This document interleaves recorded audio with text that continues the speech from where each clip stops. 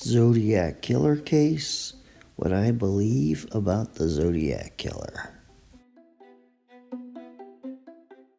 This video is about my opinion about the Zodiac Killer, going by all the research that I've done and creating these videos, and then the crime scenes that you're going to see are not the actual location of the crimes, but something that looks similar to the area, like a TV movie on the Zodiac Killer.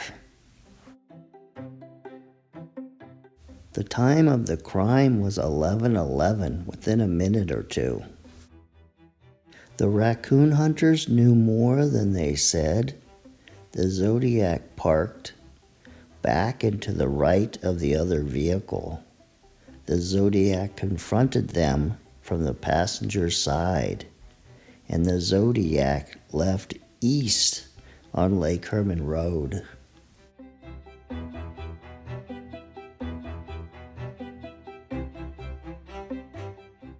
The time of the crime was 11:55 p.m. It happened on July 4th. The Zodiac could have followed them. Only crime to have a witness to the Zodiac's car. The Zodiac wrote the letters 4 weeks afterwards.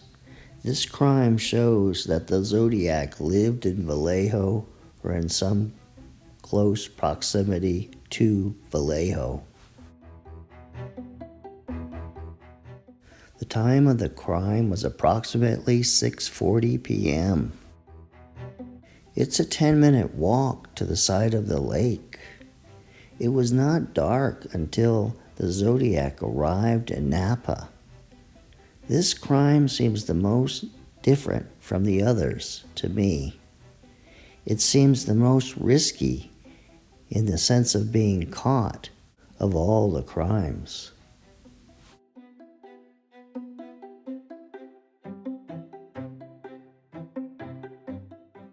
The time of the crime was approximately 9:55 p.m. In my opinion, the Zodiac did not live in San Francisco. He had family or friends there, or he worked there. This crime was to prove that he was the murderer, and that's why he committed it. And I'm not sure why this was the last murder of the Zodiac.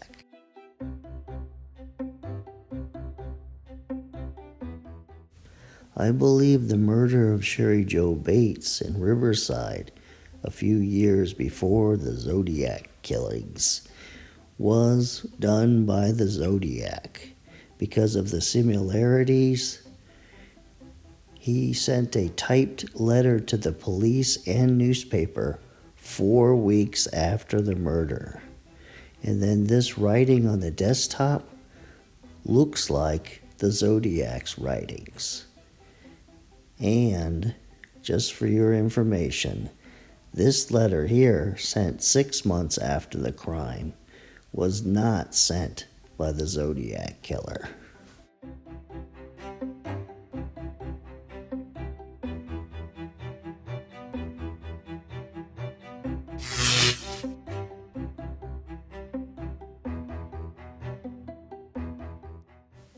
Well, this ends this episode of Unsolved, and I'll see you next weekend, as long as the birds don't bother me.